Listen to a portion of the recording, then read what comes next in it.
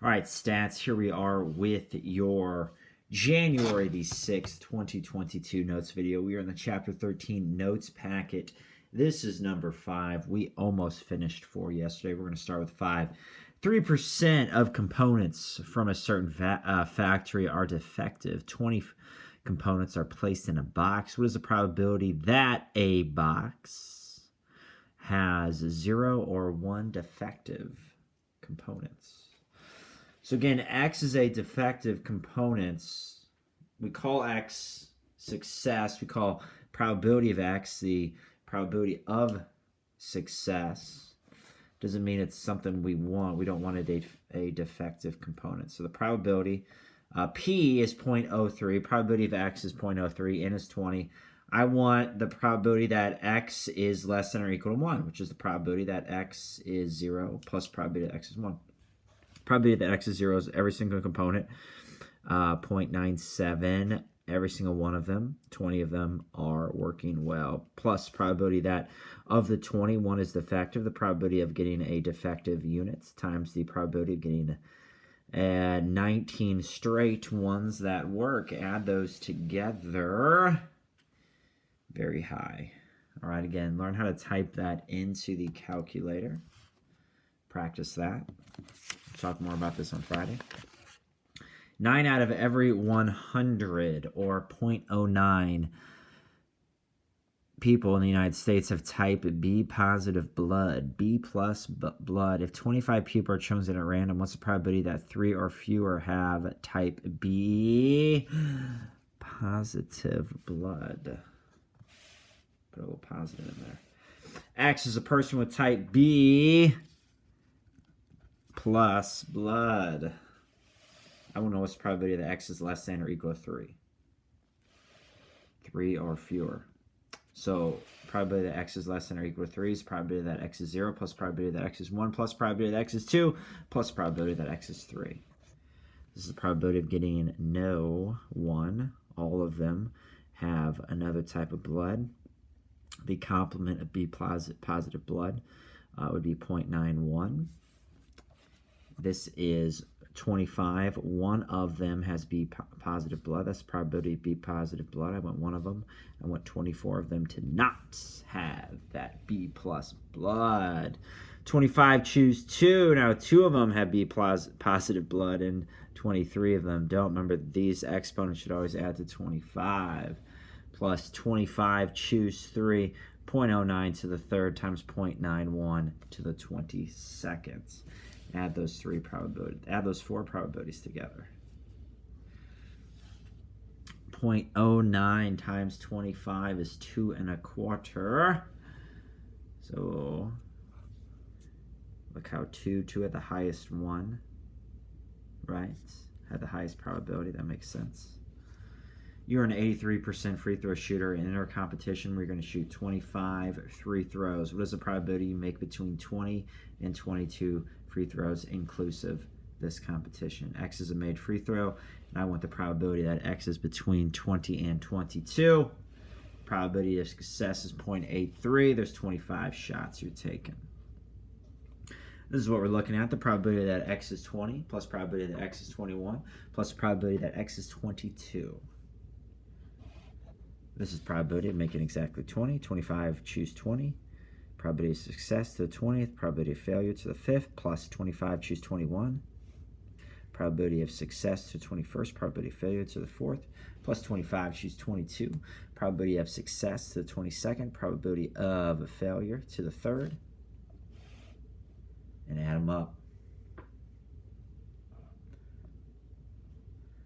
All right, pretty good probability. 0.83 times 25, that's the expected value. That's 20.78. 20.78. So notice how 21 was the highest probability there. Okay. Then we shall continue with this next page. This is interesting here. Suppose that 10% of inmates in a large prison are known, so are actually innocent. Okay, Some people say up to 5% could actually be in jail and are innocent. A nonprofit group, like the Innocence Project, randomly selects 20 inmates from this prison, find the probability that they're going to find at least 2 people that are innocent. So at least 2 means 2 or more. 2 or more means 2, 3, 4, ... 19, 20. So instead of doing that, so that's a lot of them, I'm going to do 1 minus the probability of finding no innocent inmates plus probability of finding 1 innocent inmate.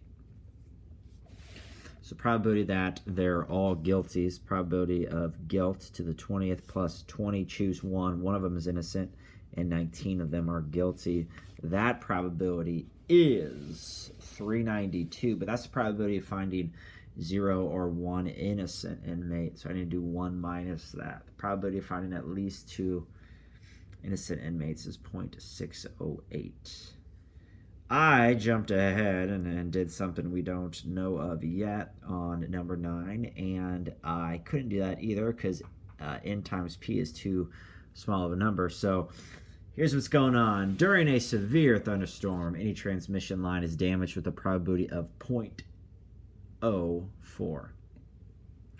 Again, you need to pause this whenever you need to copy down the work. That is fine. All right. Independently of other transmission lines. So if one goes down, that doesn't matter automatically mean that like another one's going to go down or increase that chance. A city with 75 of these transmission lines is hit by a severe thunderstorm. What is the probability that at least 5 of them get damaged? So I'm going to know the probability that x is greater than or equal to 5 because x is a damaged transmission line.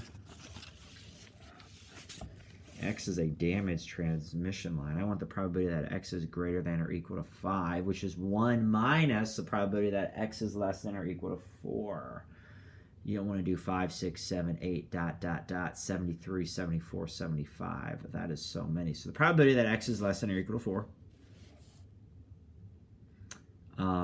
is the probability none of them, 1 of them, 2 of them, 3 of them, 4 of them are damaged.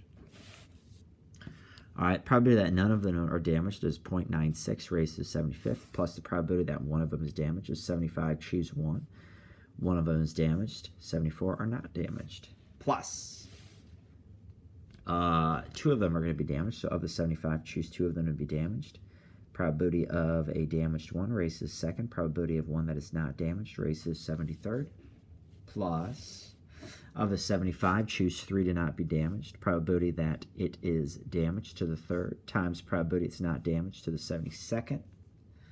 And then 75, choose 4. Probability it's not damaged to the 4th times probability it is damaged to the 71st. Type those in. Everyone practice typing those in. So pause these videos to make sure that we can type them in correctly. Probability that none of them are damaged. 1, 2, 3, 4. If you multiply 0.04 times 75, 3 is the expected value. 0, 1, 2, 3. So it makes sense that 3 has the highest probability. And 2 and 4 right next to it are the next largest. Then they will go down as you move this way and then to the right. So I need to do 1 minus 0.819, which is what I find here in the brackets, to get 0.181 is the probability that 5 or more are damaged.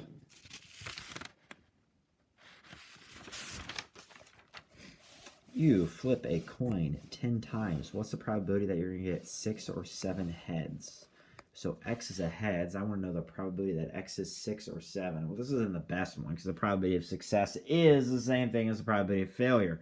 So if I want 6 heads of the 10, I'm choosing 6 to be heads with a probability of success raised to this 6 times probability of failure raised to the 4th. But look at this. I have the same base, so I can add the exponents. It's just 0.5 to the 10th.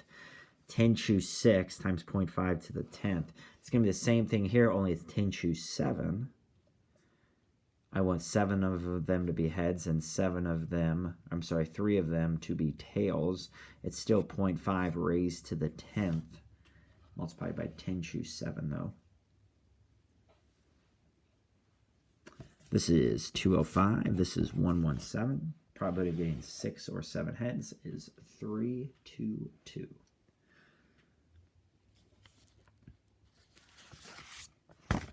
And the last three we will look at here are 1A, B, and C. So binomial mean and standard deviation. So it's easy to find the mean. All you do is take the probability of success and multiply it by n. Okay, so that's what I did on the transmission lines. I took probability of a damaged one, 0.04, and I multiplied it by 75, and that's how I got 3.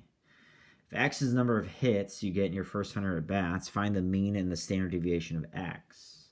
So the mean, now this is a normal approximation, which is why you see the mean and the standard deviation written as parameters here. We're talking about population. All right. The mean is 100 times 0.310. So in my first 100 bats, I should get 31 hits. The standard deviation is n times p, which is the mean, times probability of failure, 1 minus p. Sometimes you'll see it as the square root of npq. Why? Because remember, q is 1 minus p. So I can just take that 31, multiply it by 0.69, take the square root of it. Always round that to 2 decimals. So here's what's going on. I would expect in my first 100 at-bats, 31 plus or minus 4.62. Now, if I add 4.62 to that,